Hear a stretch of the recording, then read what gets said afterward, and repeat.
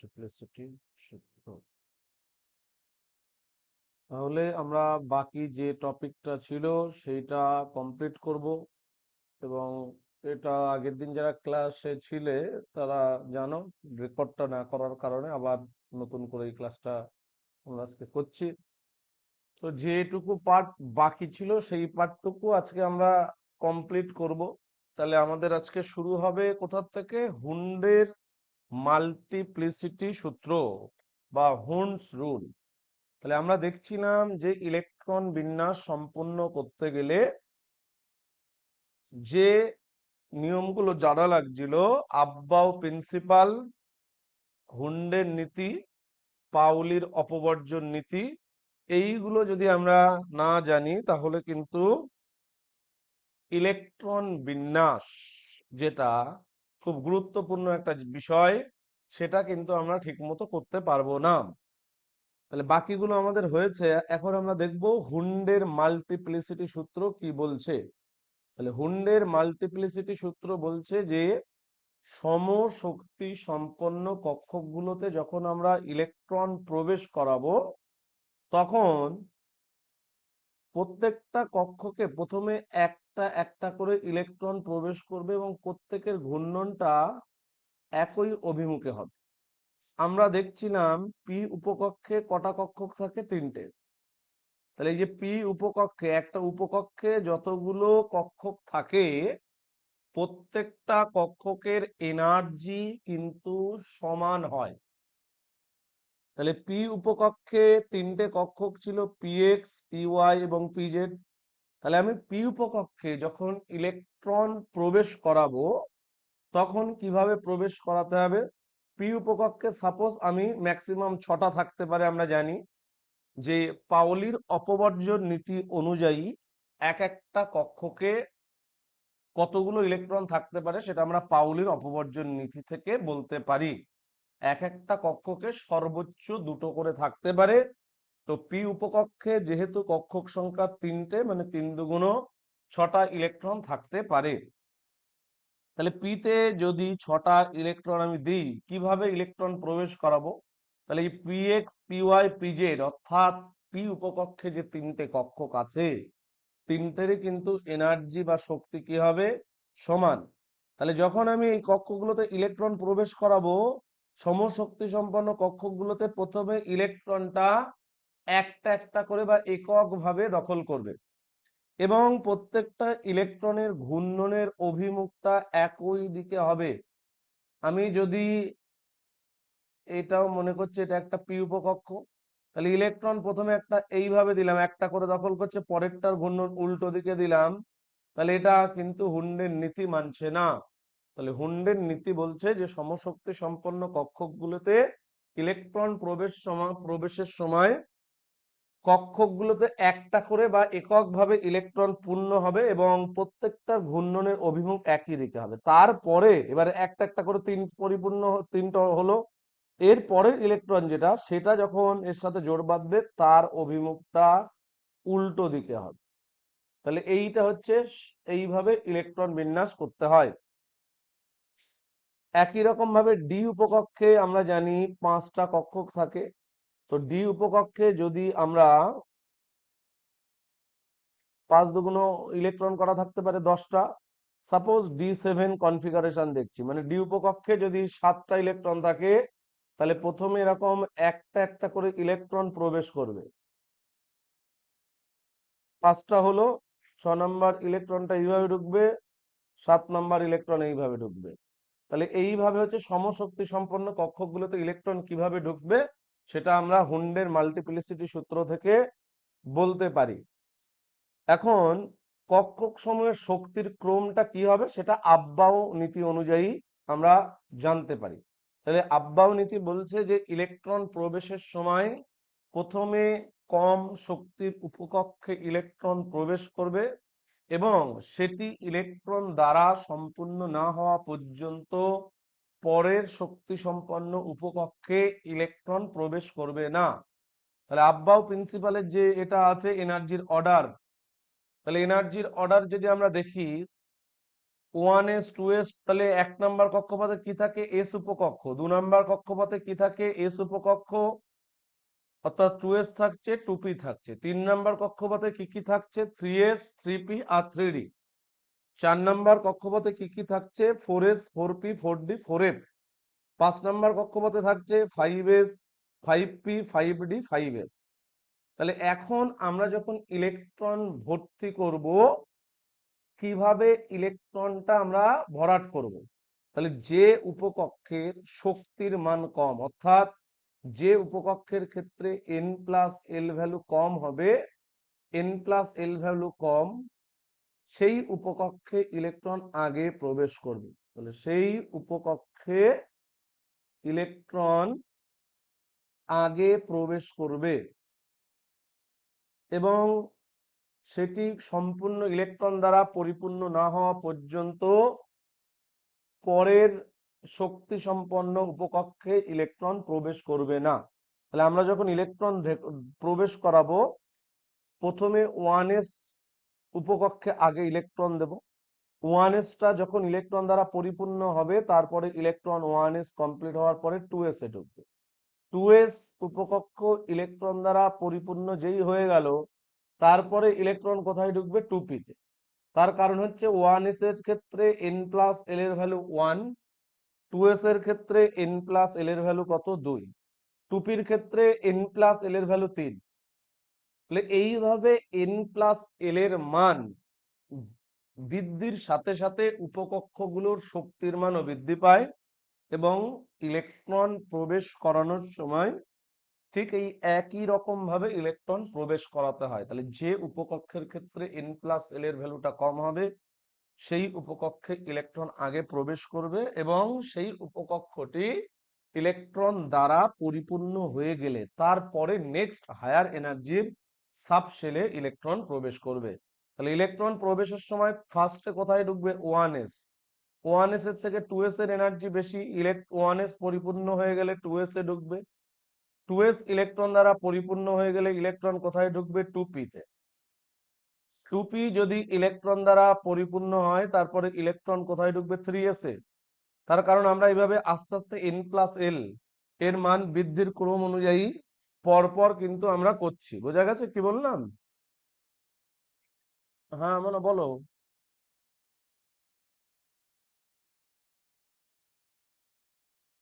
তাহলে 3s electron দ্বারা পরিপূর্ণ হয়ে গেলে, এই যে 3s এর তুলনায় 3p ক্ষেত্রে n প্লাস এল এর ভ্যালু বেশি, তারপরে 3p তে ঢুকবে। 3p ইলেকট্রন দ্বারা যখনই পরিপূর্ণ হয়ে গেল, ইলেকট্রন কিন্তু 3d তে না ঢুকে কোথায় ঢুকবে? 4s।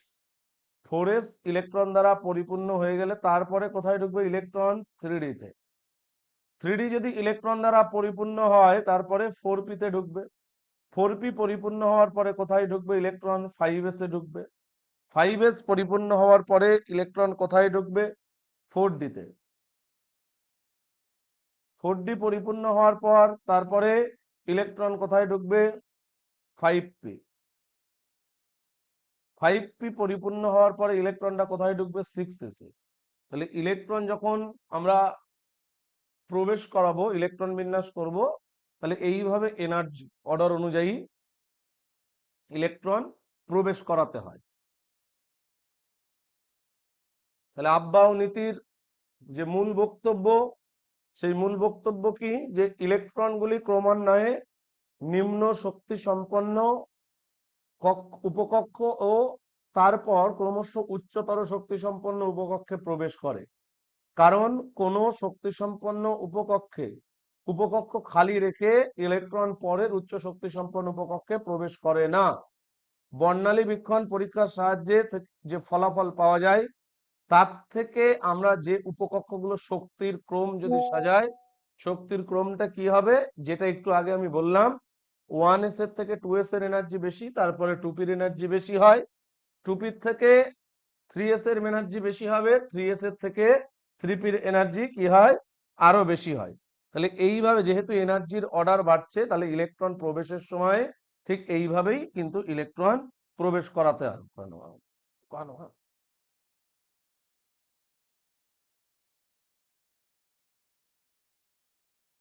তাহলে ইলেকট্রন বিন্যাস সবসময় আপ-বাউ নীতিটা কিন্তু মেনে চলে। তাহলে উপকক্ষের অন্তর্গত সমশক্তি সম্পন্ন কক্ষকগুলি প্রথমে, তাহলে হুন্ডের নীতি আমরা যেটা পড়লাম, যে প্রথমে একটা একটা করে ঢুকবে এবং প্রত্যেকটা ইলেকট্রনের ঘূর্ণনের অভিমুখটা একই দিকে হবে। তারপর অতিরিক্ত কোনো ইলেকট্রন থাকলে তবেই কিন্তু সেটা ইলেকট্রন জোড় গঠিত হয়। যেটা তাহলে এরপরে n+l এর মান বৃদ্ধির সঙ্গে সঙ্গে সংশ্লিষ্ট যে উপকক্ষগুলো থাকে তাদের শক্তির মানও কিন্তু ক্রমশ বৃদ্ধি পায় এবং সেই অনুসারে ইলেকট্রন প্রক্রিয়াটি সম্পন্ন হয়। যদি দেখা যায় দুটো উপকক্ষের ক্ষেত্রে n+l এর মানটা সমান, তখন যে উপকক্ষের ক্ষেত্রে n এর মান কম, ইলেকট্রন কিন্তু সেই উপকক্ষে আগে প্রবেশ করবে। সাপোজ আমরা যদি 3p এবং 4s নিই, তাহলে 3p এবং 4s 3p এবং 4s যদি নিই, 3p এর ক্ষেত্রে n এর মান 3, আচ্ছা p উপকক্ষ মানে l এর মান 1 হয়, তাহলে n+l এর ভ্যালু 4। 4s এর ক্ষেত্রে 4+s উপকক্ষের ক্ষেত্রে l এর ভ্যালু 0, এক্ষেত্রেও কত 4। তাহলে 3p এবং 4s দুটো উপকক্ষের ক্ষেত্রে n+l এর ভ্যালু সমান হলেও, যেহেতু 3p এর ক্ষেত্রে n এর মান 3 অর্থাৎ মুখ্য কোয়ান্টাম সংখ্যার মান 3, অপরদিকে 4s এর ক্ষেত্রে n এর মান 4, সুতরাং 3p এর ক্ষেত্রে n এর মান কম হওয়ার কারণে 3p তে ইলেকট্রনটা কি হবে, আগে ঢুকবে 4s এর তুলনায়। আচ্ছা 4s উপকক্ষ এবং 3d এদের ক্ষেত্রে যদি দেখা হয়, তাহলে 4s এ ইলেকট্রন আগে না ঢুকে, এই যে যদি দেখি ইলেকট্রন আগে কোথায় ঢুকবে, এই 3d তে না ঢুকে আগে 4s এ ঢুকছে। কারণ হচ্ছে 4s এর ক্ষেত্রে n+l এর ভ্যালু 4, 4+s উপকক্ষ মানে l এর মান 0, 4, আর 3d এর ক্ষেত্রে n এর মান কত 3, আর d উপকক্ষের ক্ষেত্রে 2, 5। তাহলে n+l এর ভ্যালু 4s এর ক্ষেত্রে 4, 3d এর ক্ষেত্রে 5, সেই জন্য ইলেকট্রন প্রবেশ করার সময় 4s এ ইলেকট্রন আগে প্রবেশ করে এবং 4s পরিপূর্ণ হওয়ার পর ইলেকট্রন 3d তে ঢুকতে শুরু করে। এবং যেহেতু ক্রোমিয়াম আর কপারের ক্ষেত্রে ব্যতিক্রম, হাফ ফিল্ড ফুল ফিল্ডের একটু ব্যাপার থাকে, তাই ক্রোমিয়াম আর কপারের ক্ষেত্রে ইলেকট্রন বিন্যাসের কিন্তু একটু পরিবর্তন হয়, চেঞ্জ হয়। তাহলে এখানে সব করে দেওয়া আছে n+l এর মান। আর ল্যান্থানাম অ্যাক্টিনাম এদের ক্ষেত্রে এই নিয়মের একটু ব্যতিক্রম দেখা যায়। তাহলে ল্যান্থানাম ও অ্যাক্টিনিয়ামের ক্ষেত্রে ইলেকট্রন পূর্তি n+l নিয়ম অনুযায়ী হওয়া উচিত, কিন্তু এদের ক্ষেত্রে একটু ব্যতিক্রম দেখা যায়।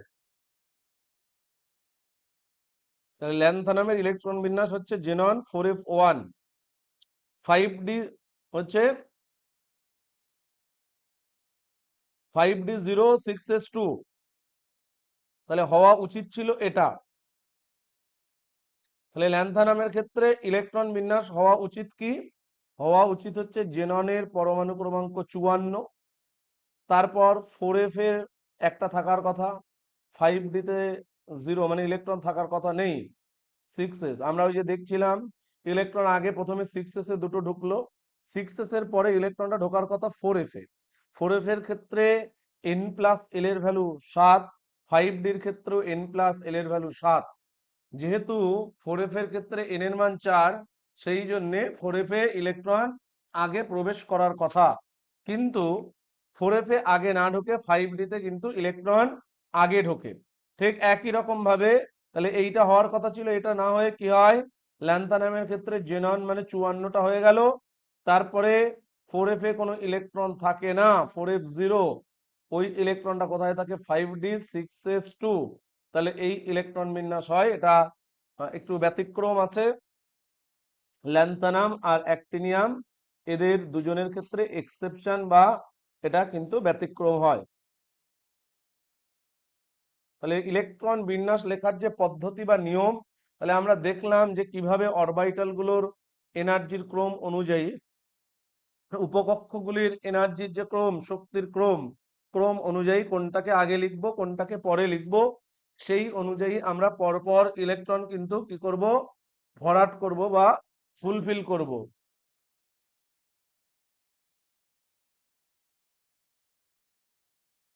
তাহলে ইলেকট্রন বিন্যাস লেখার যে পদ্ধতি বা নিয়ম, কিভাবে আমরা লিখব? তাহলে প্রথমে যেটা করতে হয়, কক্ষপথ নির্দেশক মুখ্য কোয়ান্টাম সংখ্যা লিখতে হয়। তারপরে সেই কক্ষপথের যে উপকক্ষ থাকে, উপকক্ষের এনার্জির ক্রম অনুযায়ী আমরা সাজাবো। সাপোজ যেমন এখানে আমরা যদি করি, প্রথমে সোডিয়াম পরমাণুর ইলেকট্রন বিন্যাস করছি। সোডিয়াম পরমাণুর ইলেকট্রন বিন্যাস করলে কি হবে? সোডিয়ামের পরমাণু ক্রমাঙ্ক কত? 11। তাহলে আমরা যখন ইলেকট্রন বিন্যাস করব এনার্জির অর্ডার অনুযায়ী, আমরা জানি প্রথমে 1 নম্বর কক্ষপথে কি থাকে? 1s উপকক্ষ। তো এস উপকক্ষে সর্বোচ্চ 2টো ইলেকট্রন থাকতে পারে। যেহেতু এস উপকক্ষে মাত্র কক্ষক সংখ্যা একটা, এক একটা কক্ষকে সর্বোচ্চ 2টো করে ইলেকট্রন থাকতে পারে। 1s পরিপূর্ণ হওয়ার পর ইলেকট্রন কোথায় ঢুকবে? 2s উপকক্ষে।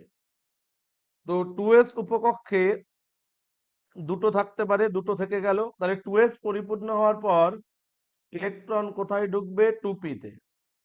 তাহলে 2p-তে সর্বোচ্চ কটা ইলেকট্রন থাকতে পারে? 6টা। তাহলে আমরা 2p-তে 6টা ইলেকট্রন যদি দিয়ে দিই, 2p-তে 6টা ইলেকট্রন দিয়ে দিলে কটা ইলেকট্রন হয়ে যাচ্ছে সাজানো? 10টা। 2p6। তাহলে এই পর্যন্ত 10টা ইলেকট্রন সাজানো হয়ে গেল। এরপরে যে তাহলে 2p পরিপূর্ণ হওয়ার পর ইলেকট্রন কোথায় ঢুকবে? 3s। তো পরের ইলেকট্রনটা কোথায় ঢোকে? 3s-এ ঢোকে। এটা হচ্ছে সোডিয়ামের ইলেকট্রন বিন্যাস। যদি আমরা নাইট্রোজেনের ইলেকট্রন বিন্যাস লিখি, নাইট্রোজেনের পরমাণু ক্রমাঙ্ক 7। তাহলে প্রথমে 1s-এ কটা ঢুকবে? 2টো।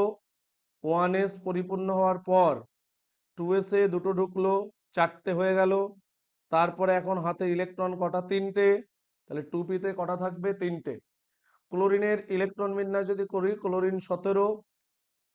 তাহলে লোয়ার এনার্জির অরবিটাল ইলেকট্রন দ্বারা আগে পরিপূর্ণ হয় এবং সেটি যতক্ষণ না পর্যন্ত পরিপূর্ণ না হবে ততক্ষণ পর্যন্ত। তাহলে এটা মাথায় রাখতে হবে, এস উপকক্ষে সর্বোচ্চ 2টি ইলেকট্রন থাকতে পারে, পি উপকক্ষে সর্বোচ্চ 6টি ইলেকট্রন থাকতে পারে, ডি উপকক্ষে সর্বোচ্চ 10টি ইলেকট্রন থাকতে পারে, এফ উপকক্ষে সর্বোচ্চ 14টি ইলেকট্রন থাকতে পারে। তাহলে এগুলো হচ্ছে ইলেকট্রন ধারণ ক্ষমতা। তাহলে ক্লোরিনের ইলেকট্রন বিন্যাস যদি করি, ক্লোরিনের পরমাণু ক্রমাঙ্ক 17। তার মানে ক্লোরিন পরমাণুতে 17টা ইলেকট্রন থাকে। তো 17টা ইলেকট্রন আমাকে পরপর সাজাতে হবে। তাহলে প্রথমে 1s-এ 2টো দিয়ে দিলাম, তারপরে 2টো ইলেকট্রন কোথায় ঢুকবে? 2s। এস উপকক্ষে সর্বোচ্চ 2টো থাকতে পারে। 2s-এর পর ইলেকট্রন কোথায় ঢোকে? 2p। p-তে সর্বোচ্চ 6টা থাকতে পারে। হয়ে গেল 10টা। 2p পরিপূর্ণ হওয়ার পর ইলেকট্রন কোথায় ঢুকবে? 3s। 3s-এ কতগুলো থাকতে পারে? 2টো। 12টা হয়ে গেল। তারপরে 5টা ইলেকট্রন। তাহলে 3s-এর পরে ইলেকট্রন 3p-তে থাকতে পারে এবং p-তে সর্বোচ্চ 6টা থাকতে পারে। কিন্তু আমাদের হাতে আর আছে 5টা ইলেকট্রন। তাহলে 5টা ইলেকট্রন কোথায় দেব? 3p-তে দেব। আচ্ছা, ক্যালসিয়ামের যদি পরমাণু ক্রমাঙ্ক দেখি 20 হয়, তো ইলেকট্রন বিন্যাস করলে তাহলে ক্যালসিয়াম পরমাণুর ইলেকট্রন সংখ্যা কটা হয়? 20টা। 1s-এ কটা থাকে? 2টো। 2s-এ 2টো। আচ্ছা, তারপরে 2s-এর পর ইলেকট্রন কোথায় ঢুকবে? 2p। 6টা। তারপর 3s-এ কটা থাকে? 2টো। 3p-তে 6টা। 18টা ইলেকট্রন হয়ে গেল। তাহলে 3p-র পর ইলেকট্রন কিন্তু 3d-তে না ঢুকে 4s-এ ঢুকবে। 4s-এর ক্ষেত্রে n+l এর মান 4, 3d-র ক্ষেত্রে n+l এর মান 5। তাহলে পরের যে 2টো ইলেকট্রন কোথায় ঢুকবে? 4s-এ। এরপর যদি স্ক্যান্ডিয়াম দেখি, স্ক্যান্ডিয়ামের পরমাণু ক্রমাঙ্ক কত? 21। কি হবে? 1s2। 1s পরিপূর্ণ হওয়ার পর 2s-এ ঢুকবে। 2s পরিপূর্ণ হয়ে গেল। তারপর 2p-তে ঢুকবে। 2p পরিপূর্ণ হওয়ার পর 3s-এ ঢুকবে। 3s পরিপূর্ণ হওয়ার পর 3p-তে ঢুকবে। 18টা হয়ে গেল। 3p-র পরে ইলেকট্রন কোথায় ঢুকবে? 4s। তাহলে 19-20 নাম্বার ইলেকট্রন 4s-এ ঢুকলো। 4s পরিপূর্ণ হওয়ার পর তারপরের 21 নাম্বার ইলেকট্রনটা কোথায় ঢুকবে? 3d। তাহলে কি হবে? 3d1। Scandium, titanium, vanadium. Titanium 22। 22 মানে একই রকম ভাবে হবে। তাহলে প্রথমে 1s2 2s2 কি হবে 2p6 3s2 3p6 4s2 20টা electron হয়ে গেল। 21 আর 22 নাম্বার ইলেকট্রন কোথায় রাখবে 3d তে। আচ্ছা ক্রোমিয়ামের হচ্ছে কত 24। তাহলে ইলেকট্রন বিন্যাস করলে হবে 1s2 2s2 2p6 3s2 3p6 18টা হয়ে গেল। আচ্ছা আমরা জানি এবার আফবাও নীতির একটু ব্যতিক্রম ঘটে, কিন্তু এই আফবাও নীতি বলছি হুন্ডের নীতির ব্যতিক্রম হয়। এই ক্ষেত্রে 4s এ কটা থাকার কথা আমরা জানি, দুটো 4s পরিপূর্ণ হয়ে তবেই কিন্তু 3d তে ইলেকট্রন যায়। কিন্তু এর ক্ষেত্রে 4s এ দুটো না থেকে একটা থাকবে। তার কারণ হচ্ছে পরমাণু অবস্থায় D4 D9 এর অস্তিত্ব থাকে না, যেহেতু অর্ধপূর্ণ পরিপূর্ণ ইলেকট্রন বিন্যাস অনেক বেশি স্টেবল বা সুস্থিত হয়, তার জন্য কিন্তু পরমাণু অবস্থায় D4 D9 এর অস্তিত্ব থাকে না।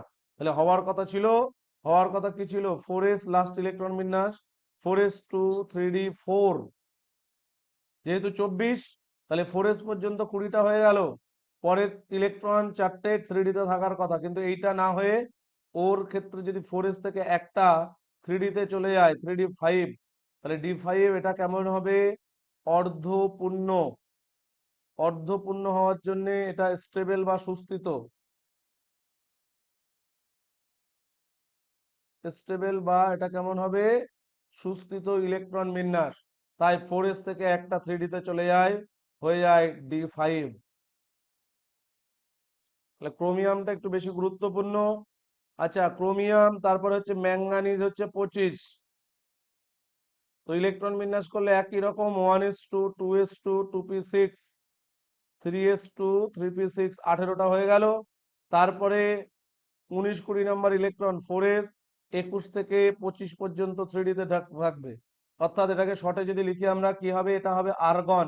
তাহলে এই যে 1 থেকে 18টা পর্যন্ত এটা কার ইলেকট্রন বিন্যাস, এখান থেকে এইটা হচ্ছে আর্গনের ইলেকট্রন বিন্যাস। থার্ড ব্র্যাকেটে লিখে আমরা লিখতে পারি, যেহেতু 25 25 মানে প্রথম দুইটা 4s এর মাথায় যায়, পরের সংখ্যাটা কার মাথায় যাবে ডি এর মাথায়। আচ্ছা আয়রন যদি করি, আয়রন 26 ইলেকট্রন বিন্যাস করলে একই রকম 1s2 2s2 2p6 3s2 হবে। 3s এর পরে 3p তে 6টা ঢুকবে, 3s পরিপূর্ণ হওয়ার পর 4s এ দুটো, তারপরে 21 থেকে 26 নাম্বার ইলেকট্রন কোথায় ঢুকবে 3d তে। তাহলে ইলেকট্রন বিন্যাস করলে এখন কি পাবো আর্গন। তারপরে হচ্ছে তাহলে 26 মানে প্রথম দুইটা 4s এর মাথায় যাবে, পরের যে সংখ্যা 6 3d এর মাথায় যাবে। এই হওয়া উচিত হয়, কিন্তু কপারের ক্ষেত্রে ক্রোমিয়াম আর কপারের ক্ষেত্রে 4s এ দুটো না থেকে 4s এ একটা করে থাকে হাফ ফিল্ড ফুল ফিল্ডের কনফিগারেশনের জন্য। তাহলে আমরা যদি কপারের ইলেকট্রন বিন্যাস দেখি, কপার হচ্ছে 29। কপারের ইলেকট্রন বিন্যাস করলে হবে 1s2 2s2 2p6। হ্যাঁ দাঁড়াও, বন্ধ করে দাও। তাহলে কপারের হচ্ছে 1s2 2s2 2p6, তারপর 3s2 3p6 4s2 হওয়া উচিত ছিল, 4s2 না হয়ে হবে 4s1। তার কারণ ওই যে 4s যদি 2 হতো তখন d তে 9টা হয়ে যেত, কিন্তু পরমাণু অবস্থায় d9 এর অস্তিত্ব নেই, তাই 4s থেকে একটা কোথায় চলে যাবে d তে, হয়ে যাবে d10। তাহলে ইলেকট্রন বিন্যাস হবে আর্গন 4s1 3d10। তাহলে এই দুটো ইলেকট্রন বিন্যাস ক্রোমিয়াম আর কপার, এটা একটু ভালো করে করতে হয়। তাহলে এইভাবে ইলেকট্রন বিন্যাস কিন্তু লিখতে হয়। আচ্ছা কোনো একটা কক্ষকে স্ফেরিক্যাল নোডাল বা যেটা গোলাকার নোডের সংখ্যা কত হয়, তাহলে আমরা জানি যে এস অরবিটাল এরকম গোলকের শেপ হয়। তাহলে এটা যদি সাপোজ আমরা 1s অরবিটাল মনে করি, এটা 1s অরবিটাল,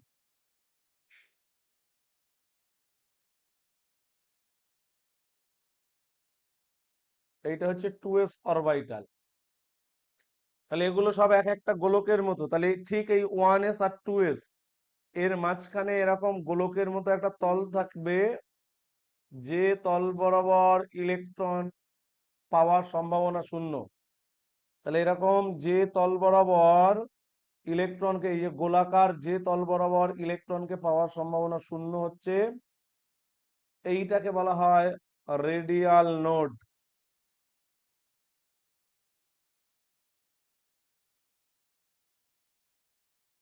তাহলে 1s আর 2s এর মাঝখানে একটা থাকছে। একই রকম যদি 2s আর 3s দেখি, 2s এবং 3s এর মাঝখানেও একটা থাকবে। তাহলে রেডিয়াল নোড বা গোলাকার নোডের সংখ্যা ফর্মুলা কি, n-l-1। আর যেটা অ্যাঙ্গুলার নোড, সাপোজ যদি আমরা px অরবিটাল দেখি, তাহলে px এটা এক্স অ্যাক্সিস যদি ধরি, তাহলে এটা আমরা ধরে নিচ্ছি px অরবিটাল। তাহলে এই যে yz তল,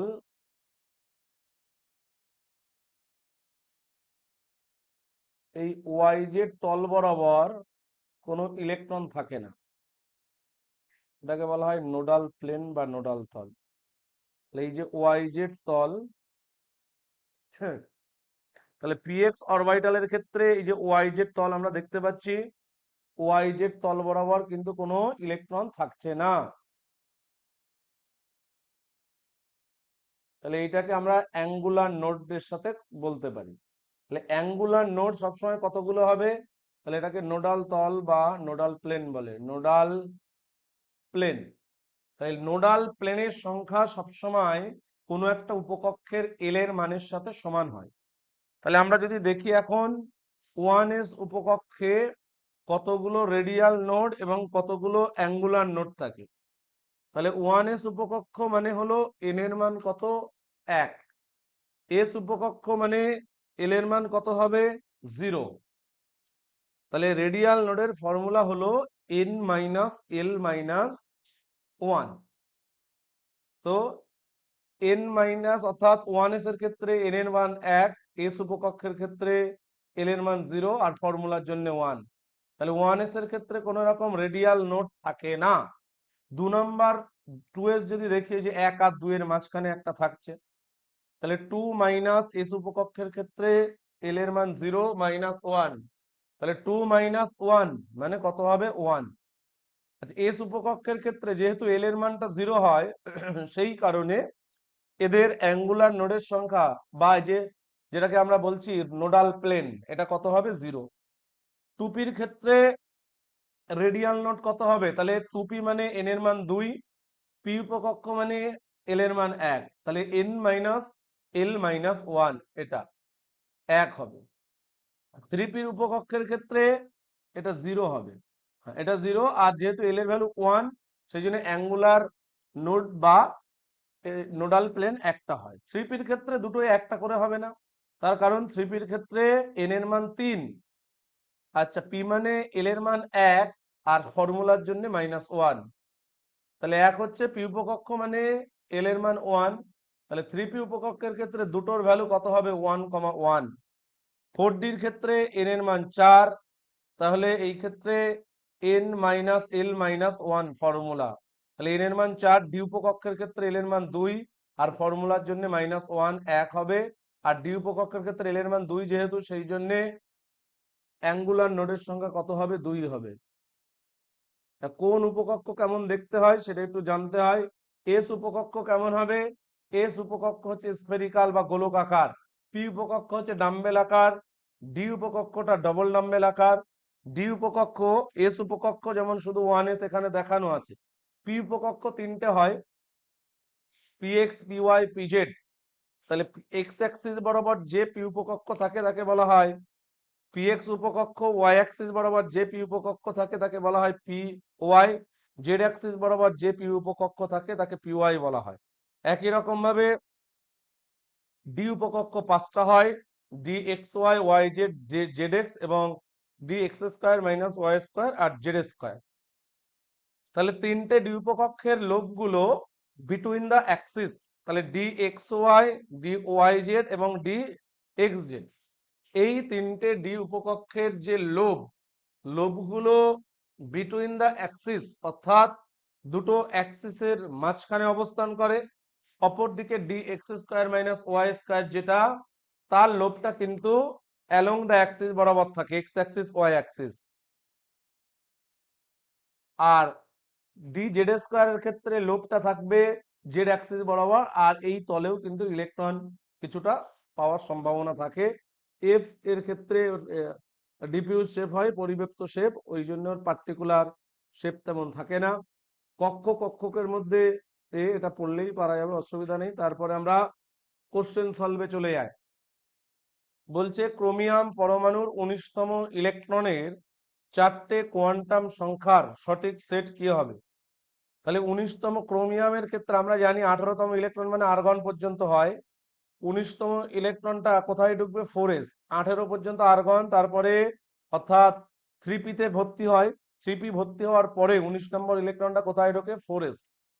তো 4s এ ঢুকছে মানে n এর মান 4 হবে। আচ্ছা, এস উপকক্ষের ক্ষেত্রে এল এর মান 0, এম এর মানটা 0।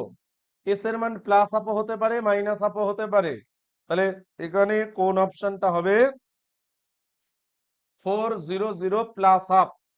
প্রদত্ত কোয়ান্টাম সংখ্যার সেটগুলির মধ্যে কোনটি সর্বাধিক শক্তি সম্পন্ন? কার এনার্জি সব থেকে বেশি? তাহলে আমরা জানি যে উপকক্ষের ক্ষেত্রে n প্লাস এল এর মানটা যত বেশি হয়, যে উপকক্ষের ক্ষেত্রে n প্লাস এল এর ভ্যালু যত বেশি হবে, তার ক্ষেত্রে এনার্জির মানটাও কিন্তু তাহলে n প্লাস, যে উপকক্ষের ক্ষেত্রে n প্লাস এল এর মান বেশি, এর মানটা যত বেশি হবে, সেই উপকক্ষের এনার্জি বা শক্তির মানটাও তত বেশি হয়। তাহলে প্রথমটার ক্ষেত্রে n প্লাস এল এর মান 4 প্লাস 0 মানে 4, পরেরটায় 3 প্লাস 0 মানে 3, পরেরটায় 3 প্লাস 1 মানে 4, পরেরটায় 3 প্লাস 2 মানে 5। তাহলে কার ক্ষেত্রে n প্লাস এল এর ভ্যালু বেশি? যেহেতু ডি এর ক্ষেত্রে, সুতরাং এটি হবে সর্বাধিক শক্তি সম্পন্ন উপকক্ষ। তারপরে 3-এর কোশ্চেনটা কি বলছে? 3-এর কোশ্চেন বলছে প্রদত্ত কোনটি সঠিক নয়। এই যে কোয়ান্টাম সংখ্যার 4টে সেট দেওয়া আছে, 4টে কোয়ান্টাম সংখ্যার সেটের মধ্যে কোন কোয়ান্টাম সংখ্যার সেটটি সঠিক নয়? আচ্ছা, তাহলে n এর মান 4 হলে l এর মান 0, এটা ঠিক। m এর মান 0, s equal to minus half. তাহলে n এর মান যখন 4, l এর মান কি কি হতে পারে? আমরা জানি 0 থেকে শুরু হয়, সর্বোচ্চ n মাইনাস 1 হয়। তাহলে 0 হবে, 1 হবে, 2 হবে, আর 3 হবে। তাহলে যেহেতু 4, তো 4 মাইনাস 1 মানে সর্বোচ্চ মান কত হবে? 3 পর্যন্ত হবে। তো এর মধ্যে একটা অপশন আমরা যেটা নিলাম সেটা হচ্ছে কত? 3। না, ওরা ওরা যেটা বলেছে 0। তাহলে এল এর মান, n এর মান 4 হলে এল এর মান 0 হবে, এটা ঠিক। আচ্ছা, এল এর মান যখন 0 হয়, এম এর মান একটাই মান পাওয়া যায়, m ইকুয়াল টু 0, এটা ঠিক। আর s equal to plus half minus half, যা খুশি হতে পারে। পরের বি এর অপশনটা যদি দেখি, n এর মান 5, n এর মান যখন 5, এল এর মান কি কি হয়? 0, 1, 2, 3, 4।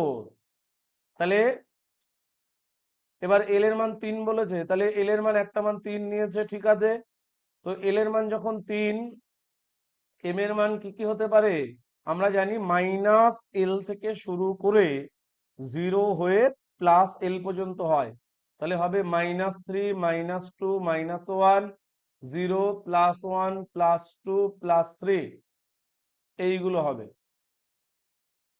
তাহলে এল এর মান যখন 3, এম এর মান 0 পাওয়া সম্ভব, এটাও ঠিক।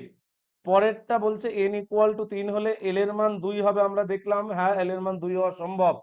আচ্ছা, এল এর মান যখন 2, এল এর মান 2 হলে এম এর মান কি কি পাবো? -2, -1, 0, +1, +2।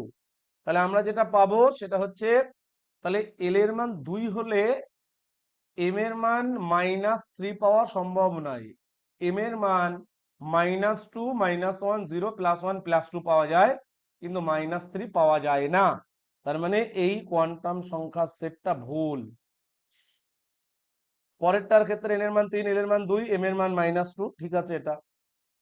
আচ্ছা, n ইকুয়াল টু 4 এবং l equal to 3, l equal to 3 মানে f উপকক্ষ বোঝায়, n ইকুয়াল টু 4 মানে 4f উপকক্ষে কতগুলো ইলেকট্রন। তাহলে f উপকক্ষ মানেই সবসময় কটা থাকবে? 14টা। তার কারণ f উপকক্ষের ক্ষেত্রে l এর মান 3 দেখলাম, l এর মান 3 মানে m এর 7টা মান পাচ্ছি, m এর 7টা মান মানে হচ্ছে 7টা, f উপকক্ষে 7টা কক্ষক আছে। তো এক একটা কক্ষকে সর্বোচ্চ 2টো করে ইলেকট্রন যদি থাকে, তাহলে 7টা কক্ষকে 7 দুগুণ 14টা ইলেকট্রন থাকবে। সেই জন্য কি হবে, 4f উপকক্ষ, সে 4f বলুক 5f যাই বলুক না কেন, f উপকক্ষে মানে সবসময় 14টা ইলেকট্রন থাকতে পারে। তাহলে এটা কি হবে? 14টা ইলেকট্রন।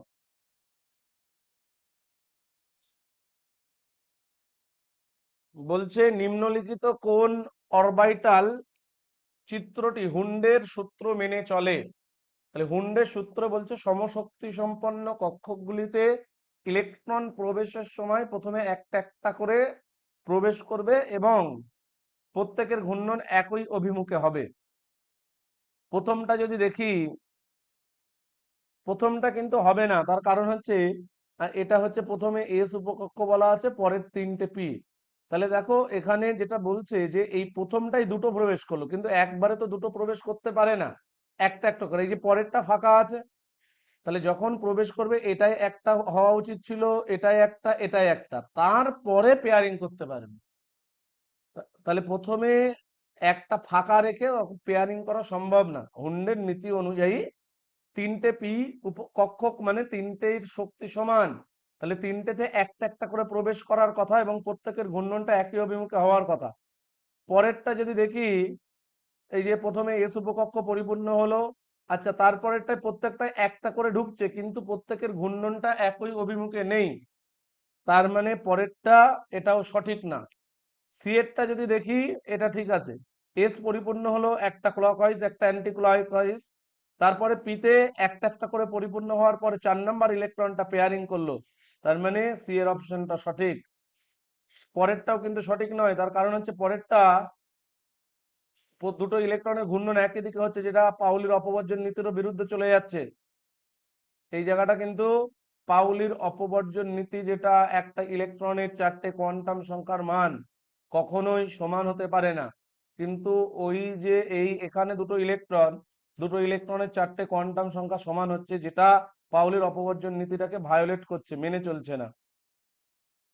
তার পাশাপাশি হুন্ড তো মানছে না, হুন্ড বলছে তারপরে যখন পেয়ারিং করবে অপরটার স্পিন উল্টো দিকে হবে। D7 কনফিগারেশনে মোট ঘূর্ণন কোয়ান্টাম সংখ্যা কত হবে? তাহলে D7 মানে ডি উপকক্ষে কটা ইলেকট্রন থাকবে? 7টা। তাহলে ডি তে কটা কক্ষক থাকে? 5টা কক্ষক। তাহলে প্রথমে আমরা জানি একটা একটা করে প্রবেশ করে এবং প্রত্যেকের ঘূর্ণনটা একই অভিমুখে, 5টা হলো 6 নম্বর ইলেকট্রন, 7 নম্বর ইলেকট্রন। এখন সিঙ্গেল ইলেকট্রন অযুগ্ম ইলেকট্রন কটা? 3টে। তার কারণ এই দুটো একটা plus half minus half cancel, plus half minus half cancel. তাহলে একটা ইলেকট্রনের জন্য যদি প্লাস অথবা মাইনাস হাফ হয়, 3টের জন্য কত হবে? 3 গুণ হবে। তাহলে 3টের জন্য হবে প্লাস মাইনাস,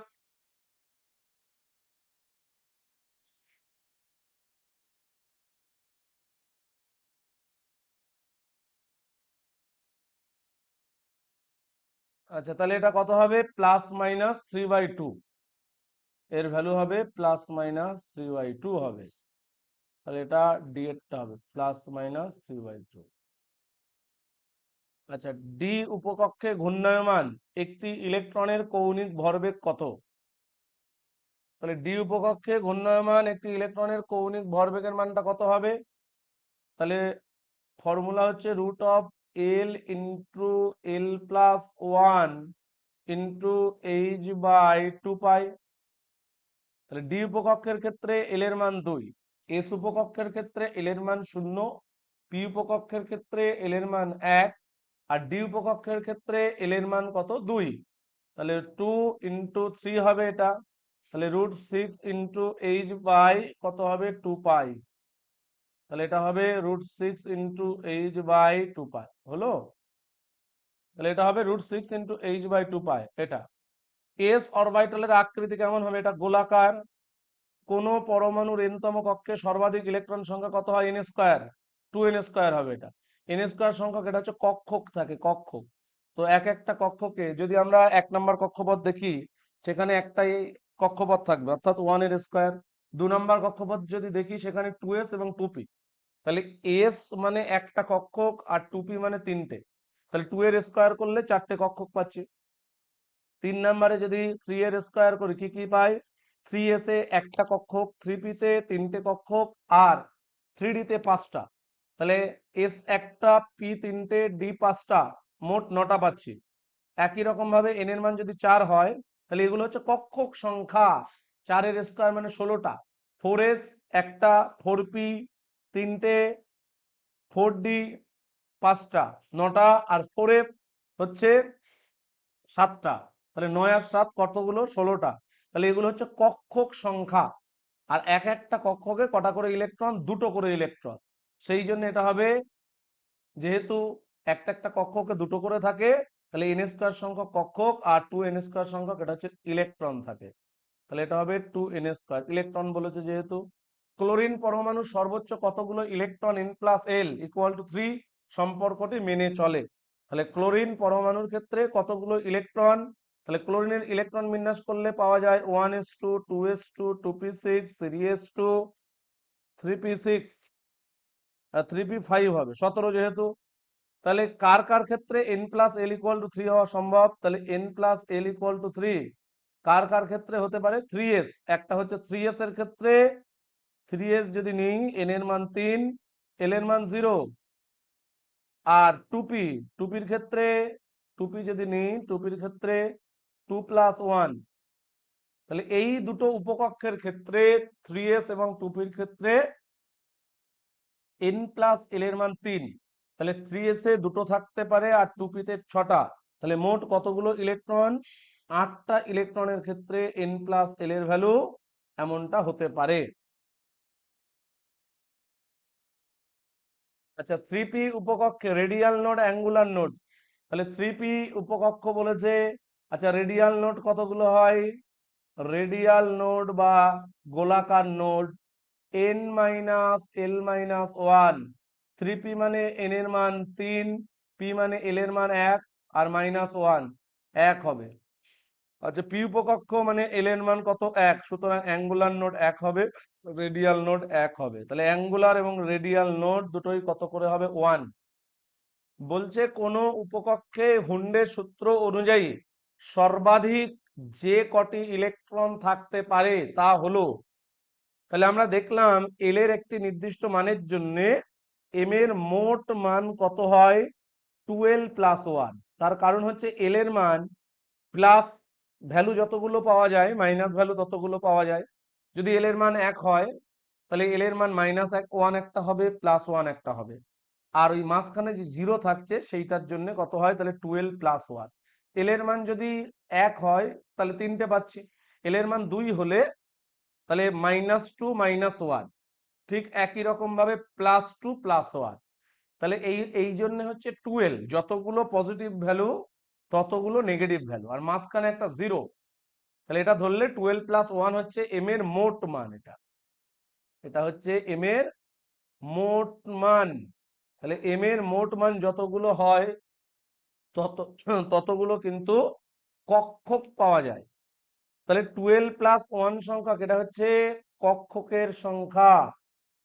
এটা হলো কক্ষকের সংখ্যা। তো এক একটা কক্ষকে কতগুলো করে ইলেকট্রন থাকে? দুটো করে। তাহলে 12 + 1 সংখ্যক কক্ষকে ইলেকট্রন কত হবে? 12 + 1 × 2, অর্থাৎ হবে 4l + 2। এটা হবে ইলেকট্রন সংখ্যা। তাহলে ইলেকট্রন সংখ্যা হবে 4l + 2 সংখ্যক। আচ্ছা, তারপরে বলছে কোনটিতে অযুগ্ম ইলেকট্রন সর্বোচ্চ? তাহলে এটা হবে 4l + 2 সংখ্যক। Cu2+, chromium 3+, Ni2+, Fe3+। তাহলে Cu2+ এর D9 সিস্টেম। D9 সিস্টেম মানে অযুগ্ম ইলেকট্রনের সংখ্যা কটা হয়? একটা। ক্রোমিয়াম 3+ মানে D3 সিস্টেম। তাহলে ডি উপকক্ষে তিনটে থাকবে, তো তিনটে অযুগ্ম ইলেকট্রন, সিঙ্গেল ইলেকট্রন হবে।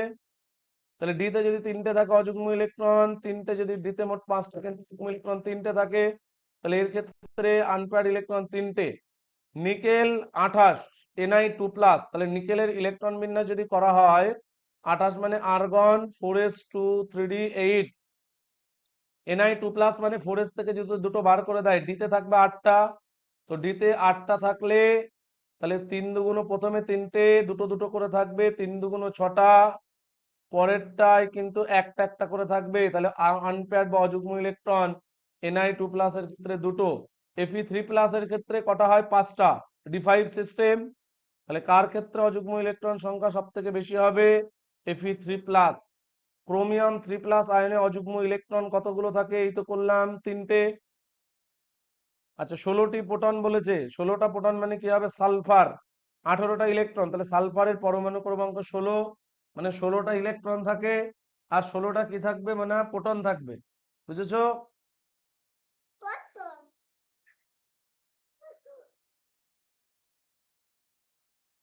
তাহলে এটা হবে S2-।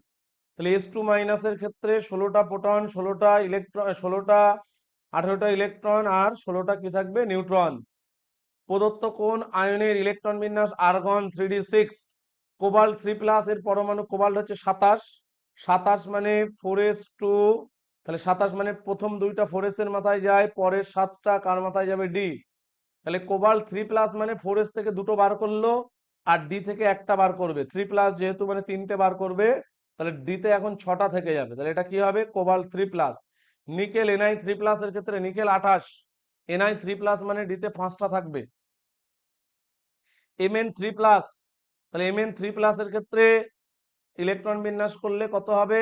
তাহলে Mn হচ্ছে 25, 25 মানে 4s এর মাথায় দুটো, আর 3d এর মাথায় 5টা। Mn3+ যদি করা হয় তাহলে 4s থেকে দুটো বার হবে, আর ডি থেকে একটা, তাহলে এটা হবে D4 system. Fe3+ D5 system. তাহলে উত্তরের প্রথমটা হবে। কোন ইলেকট্রন বিন্যাসটি সম্ভব নয়? 2D সম্ভব নয়। তার কারণ 2Dর ক্ষেত্রে n এর মান 2, তো l এর মান কি কি পাওয়া যাবে? 0 আর 1।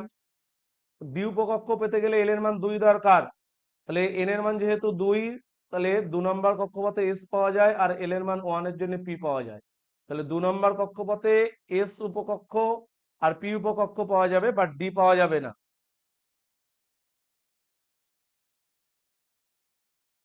নিম্নের কোন জোড়াটি আইসোটোন?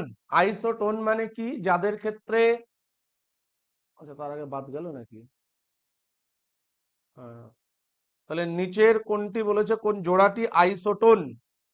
আইসোটোন মানে হলো যাদের নিউটন সংখ্যা সমান হবে, তাদেরকে বলা হয় আইসোটোন। তাহলে প্রথম যে জোড়টা যদি দেখি আমরা, প্রথম জোড়ের ক্ষেত্রে দুজনের ক্ষেত্রে নিউটন সংখ্যা কত? নিউটন সংখ্যা কিন্তু দুটো করে। তাহলে এই যে 2-1 3-1 করলে হাইড্রোজেনের নিউটন সংখ্যা দুটো হচ্ছে এখানে। হিলিয়ামের ভর সংখ্যা 4, ভর সংখ্যা মানে প্রোটন সংখ্যা প্লাস নিউটন সংখ্যা, 4 থেকে 2 যদি মাইনাস করি তাহলে এটা কত হবে? এটাও কিন্তু 2 হবে। তাহলে 2,2 দুটোর ক্ষেত্রেই হচ্ছে। তাহলে এরা হবে পরস্পরের আইসোটোন। রাদারফোর্ডের যে আলফা কণা স্ক্যাটারিং এক্সপেরিমেন্ট বা আলফা কণা বিক্ষেপণ পরীক্ষা, সেখানে তাহলে প্রজেক্টাইল হিসেবে উনি কি ব্যবহার করেছিলেন? আলফা কণা, যেটা হলো 2 একক ধনাত্মক আধানযুক্ত হিলিয়াম কণা স্রোত। তাহলে 2 একক ধনাত্মক আধানযুক্ত হিলিয়াম কণার স্রোত, এটার নাম হচ্ছে আলফা কণা। একটি কক্ষে অবস্থিত সর্বাধিক ইলেকট্রন এর মুখ্য কোয়ান্টাম সংখ্যার মান 2n²। বক্তব্যগুলির মধ্যে কোনটি মিথ্যা? এল কক্ষে সর্বাধিক ইলেকট্রন 8টা থাকতে পারে, ঠিক কথা। এল এর ক্ষেত্রে এন এর মান কত হয়? 2, তাহলে 2 × 2 এর স্কয়ার মানে 8টা। এম কক্ষপথে 3 মানে 18টা, ঠিক আছে। আচ্ছা, এন কক্ষপথে 24টা, তাহলে এটা 32টা হবে, 24টা বলেছে মানে এইটা ভুল। পরেরটাই বলেছে কে কক্ষে ইলেকট্রন সংখ্যা দুটো থাকতে পারে, এটাও ঠিক।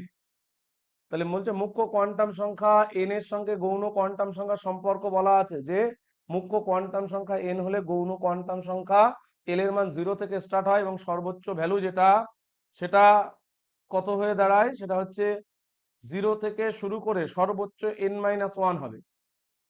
আচ্ছা, n এর মান 3, এল এর মান এত, এটা ঠিক। n এর মান 3, 2, এল এর মান -1। আচ্ছা, এই যে এল এর মান -1 কিন্তু হয় না, তার কারণ n এর মান যদি 2 হয়, এল এর মান কি পাওয়া যায়, 0 আর 1 পাওয়া যায়, m এর মানটা মাইনাস হয় কিন্তু এল এর মান মাইনাস হয় না, তার মানে এইটা হচ্ছে ভুল বলা আছে। নিচের কোন কোয়ান্টাম সংখ্যাটি কক্ষকের আকৃতি নির্দেশ করে? আকৃতি বলেছে মানে গৌণ কোয়ান্টাম সংখ্যা, কিন্তু আকার যদি বলতো, ছোট না বড়, শক্তি যদি বলতো, মুখ্য কোয়ান্টাম সংখ্যা হবে। বলছে কোন পরমাণুতে দুটি ইলেকট্রনের সর্বোচ্চ কতগুলো কোয়ান্টাম সংখ্যার মান একই হতে পারে? সর্বোচ্চ 3টে হতে পারে। তার কারণ হচ্ছে একটা কক্ষকের মধ্যে যখন একটা কক্ষকে, যেমন সাপোজ এটা যদি আমরা পি পি উপকক্ষ নিই, তাহলে এই যে চারটে পি উপকক্ষে সাপোজ 4টে ইলেকট্রন, তাহলে এই যে দুটো ইলেকট্রন আছে এদের 3টে কোয়ান্টাম সংখ্যার মান এন, এল আর এম তিনটেই সমান। একটা কক্ষক মানে তার ক্ষেত্রে এম এর মান একটা নির্দিষ্ট, শুধুমাত্র এস স্পিন কোয়ান্টাম সংখ্যা আলাদা। তাহলে সর্বোচ্চ 3টে একই হতে পারে, চতুর্থ কোয়ান্টাম সংখ্যা আলাদা অবশ্যই হবে। তাহলে সর্বোচ্চ হচ্ছে 3টে একই হতে পারে, 4 নাম্বারটা আলাদা হবে। নিচের প্রদত্ত কোয়ান্টাম সংখ্যার সেটগুলির মধ্যে কোনটি সঠিক সেট, কোনটা ঠিক? আচ্ছা, এন এর মান 2, এল এর মান 2, এটা হবে না, তার কারণ 0 থেকে স্টার্ট করে ম্যাক্সিমাম n-1, তাহলে এল এর মান এর ক্ষেত্রে কত হবে, সর্বোচ্চ 0 আর এবং সর্বোচ্চ 1 হওয়া উচিত, হবে হয়নি, এটা ভুল। আচ্ছা, পরেরটা বলছে এন এর মান 3, এল এর মান 1, এম এর মান 0, এটা ঠিক, এটা সঠিক সেট। পরেরটা এন এর মান 5, এল এর মান 1, এটা এই পর্যন্ত ঠিক আছে। তাহলে এল এর মান যখন 1, এম এর মান কি কি হবে, -1, 0 এবং +1, কখনোই 2 হওয়া সম্ভব নয়। তারপরেরটা এন এর মান 4, তো এল এর মান কত হতে পারে, এল এর মান 1 হতে পারে, এটা ঠিক। আচ্ছা, এল এর মান যখন 1, এম এর মান -2 পাওয়া সম্ভব নয়, এটা ভুল। তাহলে বি এরটা সঠিক অ্যান্সার। কোনটিতে সর্বোচ্চ সংখ্যক অযুগ্ম ইলেকট্রন আছে? তাহলে কোনটিতে সবচেয়ে বেশি সংখ্যক অযুগ্ম ইলেকট্রন আছে, কোনটায়? Mn2+। ম্যাঙ্গানিজ হচ্ছে 25, তো 4s2 3d5, Mn2+ মানে 4s থেকে দুটো যদি বার করে দেয়, ডিতে 5টা, তো 5টায় সিঙ্গেল ইলেকট্রন ম্যাক্সিমাম। Fe2+ এর ক্ষেত্রে অযুগ্ম ইলেকট্রন 4টে। ও ক্রোমিয়ামের ক্ষেত্রে, ক্রোমিয়াম বলা আছে, তো ক্রোমিয়ামের ক্ষেত্রে 6টা হবে, তার মানে এইটা সঠিক উত্তর হবে। 4s-এ একটা, ক্রোমিয়ামের ক্ষেত্রে, আর 3d-তে 5টা, তাহলে প্রত্যেকটা ইলেকট্রন সিঙ্গেল ইলেকট্রন, তাহলে এটা হবে ক্রোমিয়াম 3+। 2000 অ্যাংস্ট্রম তরঙ্গ দৈর্ঘ্য বিশিষ্ট ফোটনের এনার্জি 4000 অ্যাংস্ট্রম তরঙ্গ বিশিষ্ট ফোটনের এনার্জি। তাহলে আমরা জানি যে ইকুয়াল টু এইচ নিউ, প্লাঙ্কের কোয়ান্টাম তত্ত্বে পড়েছি, আর H into C by lambda. তাহলে ফোটনের এনার্জির সাথে ল্যামডা ব্যস্তানুপাতিক, তাহলে আমরা লিখতে পারি E1/E2 করে। হয়ে গেছে, দেখছো কত রান্না করো, অনেকটা, অল্প করো। E1/E2 ইকুয়াল টু হবে λ2/λ1। λ2 এর ভ্যালু 4000 অ্যাংস্ট্রম, λ1 এর ভ্যালু 2000 অ্যাংস্ট্রম। তাহলে এটা কত হবে, E1 মানে 2000 অ্যাংস্ট্রম এর যেটা এনার্জি, সেটা হচ্ছে 2 ইন্টু E2, 4000 অ্যাংস্ট্রম তরঙ্গ দৈর্ঘ্য বিশিষ্ট যে ফোটন, তার এনার্জির দ্বিগুণ হবে। তাহলে এটা কত হবে, এটা হবে দ্বিগুণ।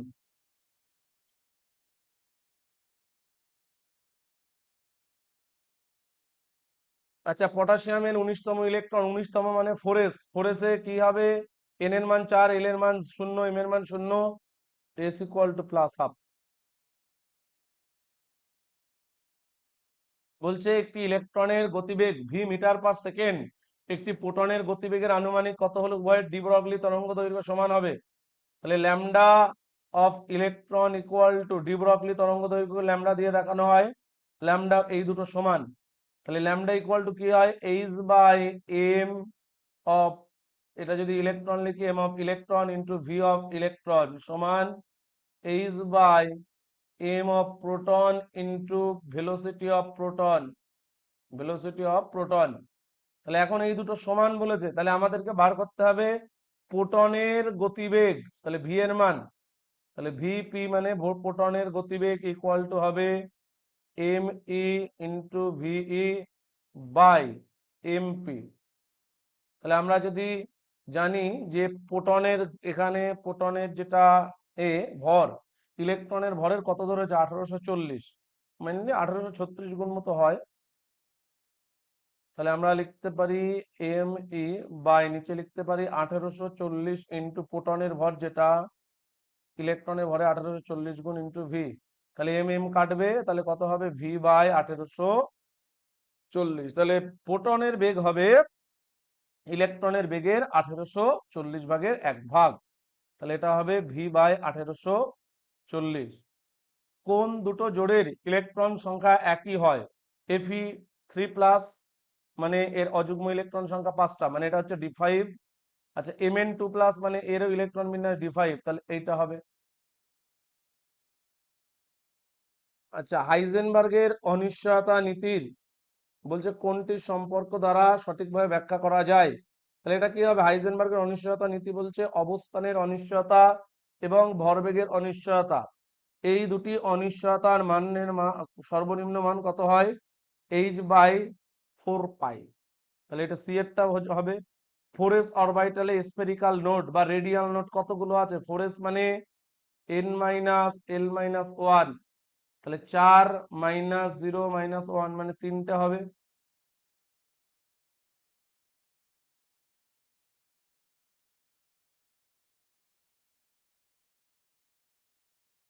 আচ্ছা বলছে নিচের কোন স্থানান্তর ক্ষেত্রে হাইড্রোজেন পরমাণুর রেখা বর্ণালীর ফুন সিরিজের দীর্ঘতম, বলছে ফুন সিরিজের ক্ষুদ্রতম তরঙ্গ দৈর্ঘ্য বিশিষ্ট রেখা বর্ণালীটি পাওয়া যায়?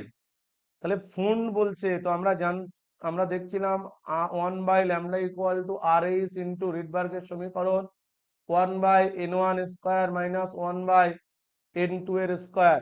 ক্ষুদ্রতমর ক্ষেত্রে যেহেতু ফুন মানে n1 এর ভ্যালু 5 হবে, ফুন সিরিজ মানে n1 এর ভ্যালু 5, আর ক্ষুদ্রতম বললেই সবসময় n2, ক্ষুদ্রতম বললেই n2 এর ভ্যালু কত হবে? Always infinity. তাহলে এটা 5-এর অপশন আসবে। হাইড্রোজেন পরমাণুর লিম্যান সিরিজের ক্ষুদ্রতম তরঙ্গ দৈর্ঘ্য এক্স হলে Li2+ আয়নের বামার সিরিজের দীর্ঘতম। তাহলে হাইড্রোজেন পরমাণুর বলেছে ক্ষুদ্রতম মানে 1/λ, এটা মিনিমাম। আচ্ছা আর এইচ ইন্টু 1/, লিম্যান বলেছে তাহলে 1/1² মাইনাস ক্ষুদ্রতম মানে 1/∞। তাহলে এখান থেকে আমরা যেটা পাচ্ছি আর এইচ ইকুয়াল টু 1/λ। তো এই ল্যামডার ভ্যালু ওরা কত বলেছে? এক্স। ল্যামডার ভ্যালু কত বলেছে ওরা? এক্স বলে দিয়েছে। এখন আমাদেরকে বার করতে হবে Li2+ আয়নের বামার সিরিজের দীর্ঘতম। তাহলে Li2+ আয়নের যেটা বামার সিরিজ ল্যামডা অফ Li2+ এর বামার সিরিজের দীর্ঘতম, তাহলে বামার বলেছে মানে 1/, আচ্ছা যেহেতু এইচ এ Li2+, তাহলে z² এখানে গুণ করতে হবে। হাইড্রোজেনের ক্ষেত্রে z এর ভ্যালু 1 হয় বলে সেই জন্য শুধু আর এইচ লেখা হয় বা আর লেখা হয়। তাহলে ওরা বলেছে বামার মানে n1 এর ভ্যালু 2 হবে, বামার মানে 2 নম্বর কক্ষপথে। আচ্ছা দীর্ঘতম বললে n2 এর ভ্যালু সবসময় ক্ষুদ্রতম মান বসাতে হয়। বামার সিরিজের ক্ষেত্রে n2 এর সব থেকে লোয়েস্ট ভ্যালু বা ক্ষুদ্রতম মান কত হবে? 3 না? তাহলে 3 বসাতে হবে। তাহলে এখান থেকে আমরা যেটা পাচ্ছি 1/λ ইকুয়াল টু আর, আচ্ছা আর মানে কি পেয়েছে? আর মানে 1/x। আচ্ছা হাইড্রোজেনের Li2+ এর ক্ষেত্রে জেড মানে প্রোটন সংখ্যা 3, 3-এর স্কয়ার ইন্টু এটা হবে 9 - 4 বাই কত হবে? 4 × 9, 9 × 4 এটা। তাহলে এটা 9 9 কাটবে, তাহলে উপরে আর কত আসছে? 5/4, এক্স গুণ করলে 5/4x। তাহলে ল্যামডা সমান সমান হবে 4x/5। ল্যামডা সমান কত আসবে? 4x/5, এইটা হবে। আচ্ছা একটি ইলেকট্রনের অবস্থান সংক্রান্ত অনিশ্চয়তা শূন্য হলে ভরবেগের অনিশ্চয়তা কত হবে? Δx × Δpx সমান h/4π। তাহলে অবস্থানের অনিশ্চয়তা শূন্য হলে এই পাশে 1/0 ইকুয়াল টু ইনফাইনাইট হয়ে যাবে, অসীম হয়ে যাবে। আচ্ছা এটা মুখ্য কোয়ান্টাম সংখ্যা কি হবে? মুখ্য কোয়ান্টাম সংখ্যা কক্ষকের আকার এবং আকৃতি। মুখ্য কোয়ান্টাম সংখ্যা, গৌণ কোয়ান্টাম সংখ্যা, কক্ষকের আকৃতিটা কেমন হবে, বৃত্তাকার না উপবৃত্তাকার, সেই সমস্ত বিষয়গুলো বোঝায়। চুম্বকীয় কোয়ান্টাম সংখ্যা, কক্ষকগুলো ত্রিমাত্রিক তলে কেমন ভাবে আছে সেইটাকে বোঝায়। আচ্ছা, ঘূর্ণন কোয়ান্টাম সংখ্যা, ইলেকট্রনের ঘূর্ণনকে বোঝায়, এটা হবে। আচ্ছা, এল ইকুয়াল টু 3, এটা তো হয়ে গেল 14টা ইলেকট্রন, রিপিট করে হয়ে গেছে এটা 19তম ইলেকট্রন, এটাও হয়ে গেল, রিপিট হয়েছে এটা 400। 3p উপকক্ষের ক্ষেত্রে এটাও হয়ে গেল। বোরের পরমাণু মডেল ব্যাখ্যা করতে পারে, তাহলে বোরের পরমাণু মডেল ব্যাখ্যা করতে পারে হাইড্রোজেন অণুর বর্ণালী শুধুমাত্র হাইড্রোজেন পরমাণু। তাহলে যে সমস্ত পরমাণু বা আয়নে কেবলমাত্র একটা ইলেকট্রন থাকে তাদের ক্ষেত্রে আমরা জানি বোর তত্ত্ব প্রযোজ্য হয়, তাদের ক্ষেত্রেই কেবলমাত্র কি হবে, বোর তত্ত্ব প্রযোজ্য হবে।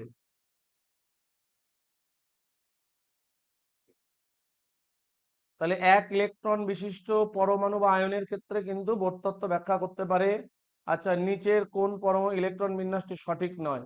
আচ্ছা, দেখলাম আমরা কপারের ক্ষেত্রে কপার, তাহলে পরমাণু অবস্থায় D4 D9 এর অস্তিত্ব নেই, তাহলে কপারের ইলেকট্রন বিন্যাস যেটা হওয়ার কথা ছিল 4s2 3d9, কিন্তু D9 এর তো অস্তিত্ব নেই, যেহেতু একটা ইলেকট্রন 4s থেকে 3d তে গেলে হাফ ফিল্ডে ফুলফিল ইলেকট্রনিক বিন্যাস হয়ে যাচ্ছে, যেটা মোর স্টেবল, সেই জন্য এটা না হয়ে ইলেকট্রন বিন্যাস হয় 4s1 3d10, তাহলে ফুলফিল হওয়ার জন্য এটা ফুলফিল, সেই জন্য মোর স্টেবল, অনেক বেশি সুস্থিত এটা।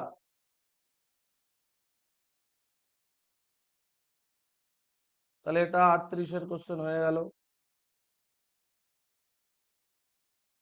বহু ইলেকট্রন বিশিষ্ট কোন পরমাণুর কোন কক্ষকের উপরে একটি ইলেকট্রনের শক্তি নির্ভর করে, মুখ্য ও গৌণ কোয়ান্টাম সংখ্যার উপরে নির্ভর করবে। Mn2+ অযুগ্ম ইলেকট্রন 5টা, Fe3+ অযুগ্ম ইলেকট্রন D5 তো 5টা, Ni2+ অযুগ্ম ইলেকট্রন কটা, দুটো, তাহলে এটা কি হবে, তাহলে D5 তারপর D8 মানে হচ্ছে প্রথম 5টা ডি উপকক্ষের মধ্যে যে 5টা ডি উপকক্ষ, তার মধ্যে প্রথম 3টেতে দুটো দুটো করে থাকবে, পরের দুটোই একটা একটা করে থাকবে, অযুগ্ম ইলেকট্রন সেই জন্য দুটো, এটা হচ্ছে Ni2+। নিকেল 28, তো Ni2+ যদি করা হয় তাহলে 4s থেকে দুটো বেরিয়ে যাওয়ার পরে ডিতে 8টা থাকছে, তো 3 দুগুণ 6টা, পরেরটা একটা একটা করে হবে। আচ্ছা, নিচের কোন দুটি পরস্পর আইসোটোপ, আইসোটোপ মানে একই মৌলের পরমাণু হবে যাদের প্রোটন সংখ্যা সমান, ভর সংখ্যা আলাদা। আইসোবার বলেছে মানে যাদের ভর সংখ্যা একই কিন্তু আলাদা আলাদা মৌলের পরমাণু, তাহলে এই দুটো ক্যাডমিয়াম ইন্ডিয়াম, এদের দুজনেরই ভর সংখ্যা 113 করে, কিন্তু এরা আলাদা আলাদা মৌলের পরমাণু। নিচের কোন দুটি পরস্পর আইসো স্টার, আইসো স্টার হচ্ছে যেসব অণুতে পরমাণুর সংখ্যা এবং মোট ইলেকট্রন সংখ্যা সমান হয় তাদেরকে বলা হয় আইসো স্টার। তাহলে CO2-র ক্ষেত্রে মোট পরমাণুর সংখ্যা কার্বন একটা, অক্সিজেন দুটো, তিনটে। N2O-তেও মোট পরমাণুর সংখ্যা 3টে, নাইট্রোজেন দুটো, অক্সিজেন একটা, তাহলে উভয়ের ক্ষেত্রে পরমাণুর সংখ্যা 3টে করে, এটা হচ্ছে পরমাণুর সংখ্যা। ইলেকট্রন সংখ্যাও সমান হতে হবে, তাহলে যে সমস্ত অণুতে পরমাণুর সংখ্যা এবং ইলেকট্রনের সংখ্যা সমান হয় তারা হচ্ছে, তাদেরকে আমরা পরস্পরের কি বলতে পারি, আইসো স্টার বলতে পারি। তাহলে CO2 অণুতে মোট ইলেকট্রন কটা, কার্বনের হচ্ছে 6টা, অক্সিজেনের পরমাণু ক্রমাঙ্ক 8, মানে একটা অক্সিজেন পরমাণুতে 8টা ইলেকট্রন, তো দুটো অক্সিজেন পরমাণুতে 8 দুগুণ 16টা ইলেকট্রন, 16 আর 6 কতগুলো ইলেকট্রন, 22টা। আচ্ছা, একটা নাইট্রোজেনের পরমাণু ক্রমাঙ্ক 14, তাহলে একটা নাইট্রোজেন পরমাণুতে ইলেকট্রন সংখ্যা 7টা, দুটো নাইট্রোজেন পরমাণুতে 7 দুগুণ 14, আর একটা অক্সিজেনের ইলেকট্রন সংখ্যা 8টা, তাহলে 14 আর 8 কত, 22। তাহলে এই যে দুটো অণু উভয়ের ক্ষেত্রে মোট ইলেকট্রনের সংখ্যা এবং মোট পরমাণুর সংখ্যা যেহেতু সমান, তাই এরা পরস্পরের আইসো স্টার। পরেরটা বলেছে কোন দুটি পরস্পর আইসোটোন নয়, নিচের কোন দুটি পরস্পরের আইসোটোন নয় বলেছে। আইসোটোন নয় মানে নিউট্রন সংখ্যা সমান হবে না কোন দুটোর ক্ষেত্রে, তাহলে এইটার ক্ষেত্রে লাস্টে 6 আসছে, 6 আসছে, এটা সমান হবে। পরেরটা এটাও যদি দেখি 4, এটাও 4 আসছে, সমান। পরেরটা এটাও 8, এটাও 8 সমান। আচ্ছা এর ক্ষেত্রে লাস্টে 8 আছে, 8 মানে লাস্টেরটা 0, এর ক্ষেত্রে লাস্টেরটা কত হচ্ছে, 9 হচ্ছে। তাহলে এই দুটো কিন্তু আইসোটোন হবে না, যেহেতু ওদের নিউট্রন সংখ্যা আলাদা আলাদা আসছে। তাহলে যেসব পরমাণু নিউট্রন ও প্রোটন সংখ্যার পার্থক্য সমান হয় তাদেরকে বলা হয় আইসোডায়াফার। তাহলে নিউট্রন এবং প্রোটন সংখ্যার পার্থক্য, যেমন ইউরেনিয়াম 238 92, এ যদি একটা আলফা কণা বার করে দেয় হয়ে যায় থোরিয়াম 234 90। তাহলে নিউট্রন এবং প্রোটন সংখ্যার পার্থক্য ইউরেনিয়াম এবং থোরিয়াম উভয়ের ক্ষেত্রে সমান হয়। তাই এরা হবে কত, 64 না কত একটা আসবে এরকম বিয়োগ করলে, তাহলে এরা পরস্পরের আইসোডায়াফার হবে। হুন্ডের নীতি কোনটিতে ইলেকট্রন প্রবেশের বা ইলেকট্রন বন্টন সম্পর্কে নির্দেশ প্রদান করে? সমশক্তি সম্পন্ন কক্ষকে। কোথায়? সমশক্তি সম্পন্ন কক্ষকে। নিচের কোন অরবিটালে ওয়াইজেড তলে ইলেকট্রন পাওয়ার সম্ভাবনা নেই? পিএক্স। বলছে নিচে যেটা সর্ববহিস্থ কক্ষের ইলেকট্রন বিন্যাস দেওয়া হলে এদের মধ্যে কোনটা নিষ্ক্রিয় গ্যাসের বাইরের কক্ষ সবসময় ইলেকট্রন দ্বারা পরিপূর্ণ থাকে এবং এদের হিলিয়াম বাদ দিয়ে বাকিদের ইলেকট্রন বিন্যাস হয় NH2 NP6। এনতম শক্তি স্তরে মোট কক্ষকের সংখ্যা কতগুলো হয়? আমরা জানি n স্কয়ার। তাহলে এগুলো কোনটা যোগ বিয়োগ করলে n স্কয়ার আসবে? তাহলে প্রথমটা যদি যোগ বিয়োগ করি n স্কয়ার আসছে না, আসছে না।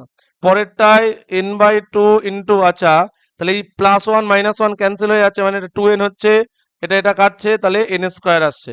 তাহলে এটা হবে বি এর অপশন। এটা কি হবে? বি এর অপশন হবে। হ্যাঁ, পরেরটা বলছে কতগুলি ইলেকট্রনের ক্ষেত্রে কোয়ান্টাম সংখ্যা সমষ্টি এটা হতে পারে? তাহলে n এর মান 4, s ইকুয়াল টু হাফ। কতগুলো ইলেকট্রনের ক্ষেত্রে এই দুটো কোয়ান্টাম সংখ্যা একই হতে পারে? n এর মান 4 হলে সেখানে মোট কতগুলো কক্ষক থাকতে পারে? 4 এর স্কয়ার, 16টি কক্ষক। 16টি কক্ষকে দুটো করে মোট 32টা ইলেকট্রন থাকবে। তো 32টা ইলেকট্রন মানে 16টা প্লাস হবে 16টা মাইনাস, তাহলে কতগুলো ইলেকট্রনের ক্ষেত্রে হবে? 16টার ক্ষেত্রে। বোরের ধারণাকে প্রত্যক্ষভাবে করে, তাহলে বোর কি বলছে যে কক্ষপথগুলোর মধ্যে শক্তির পার্থক্য নির্দিষ্ট, এবং ইলেকট্রন যখন শক্তি গ্রহণ বা বর্জন করবে ও সেই সময় যে এনার্জিটা করবে সেটা হচ্ছে যে কোয়ান্টাম, সেই কোয়ান্টামের এনার্জিটা বিকিরিত বা শোষিত তরঙ্গের কম্পাঙ্কের সাথে সমানুপাতিক হয়। তাহলে এই যে ডেল্টা ই সমান কি হয়, যেহেতু কোয়ান্টামের আকারে হয়, ডেল্টা ই সমান এইচ নিউ আসবে। হাইড্রোজেন পরমাণুর একটা ইলেকট্রন 1 নাম্বার কক্ষপথ থেকে যদি 3 নাম্বার কক্ষপথে যায়, তাহলে 3 নাম্বার কক্ষপথের ব্যাসার্ধ সমান হবে 3 এর স্কয়ার ইন্টু r1, অর্থাৎ কক্ষপথ কত গুণ বৃদ্ধি পাবে? 9 গুণ বৃদ্ধি পাবে। তাহলে এইটা হচ্ছে 9 গুণ বেড়ে গেল। তাহলে কক্ষপথ কত গুণ বাড়বে? 9 গুণ বাড়বে।